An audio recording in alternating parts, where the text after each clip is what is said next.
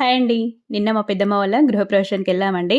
అక్కడ మా ఫ్యామిలీలో అందరం కలిసి గ్రూప్ ఫోటో ఇలా దిగామండి. తర్వాత లంచ్ టైం అయిందనేసి అందరం కలిసి లంచ్ చేసామండి. It's a family party.